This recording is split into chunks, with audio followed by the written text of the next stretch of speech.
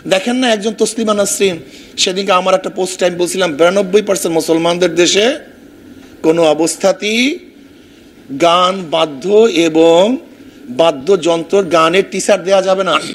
আপনি কি দেখেছেন তসলিমা নাসরিন সেটার বিরুদ্ধে কি লেগেছে? 92% বাংলাদেশি, বাঙালি দেখছেন নেগেটিভ। মানে আমি মুসলমান এই কথাটা মাথার থেকে তুলে দেয়া, মূল চেতনাই হলো আমি যে মুসলমান, এটা যেমন মনের মধ্যে না থাকে।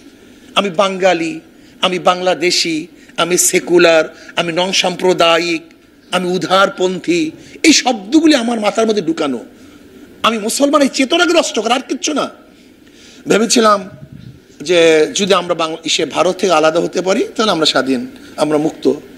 47-এ কেন আন্দোলন হয়েছিল দেখেন তো, কিসের ভিত্তিতে? কেন দেশ ভাগ হয়েছিল?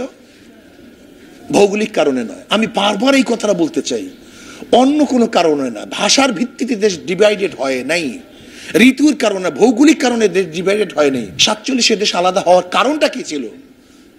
মুসলমান, ধর্মের ভিত্তিক। এদেশ ভাগ হয়েছিল ধর্মের ভিত্তিতে, এদেশ মুসলমানদের দেশ। এটা কেন আপনাকে বলতে লজ্জা হয়? আজকে আলেমদের এই কথা বলতে লজ্জা হয়, আজকে মুসলমানদের এই কথা বলতে লজ্জা হয়। 47-এ দেশ মুসলমানরা মুসলমানদের জন্য ভাগ করেছিল। এবং আপনি কি জানেন না 1905 ঈসাই সালে যখন ঢাকা ইউনিভার্সিটি প্রস্তাব দেওয়া হয়েছিল, তখন কারা বাধা দিয়েছিল? কারা বাধা দিয়েছিল? কেন বাধা দিয়েছিল? এই কথাগুলি কি মিথ্যে? 41 বার কারা আন্দোলন করেছিল, কারা বৈঠক করেছিল?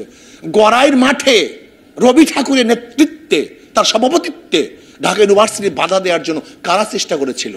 একমাত্র স্মার্ট সিটি বসুন্ধরা, আধুনিকতায় এক ধাপ এগিয়ে। হ্যাঁ, আজকে উদারপন্থী হয়ে গেছে সবাই। আমার কথা আমি বলতে পারবো না, আমার স্টেজ আমি কথা বলতে পারবো না, এটা কেমন কথা হলো? আমি মনে করি যে আপনাকে অবশ্যই মনে রাখতে হবে, আমাকে ইসলামকে ঠেকাবার জন্য যত চক্রান্ত।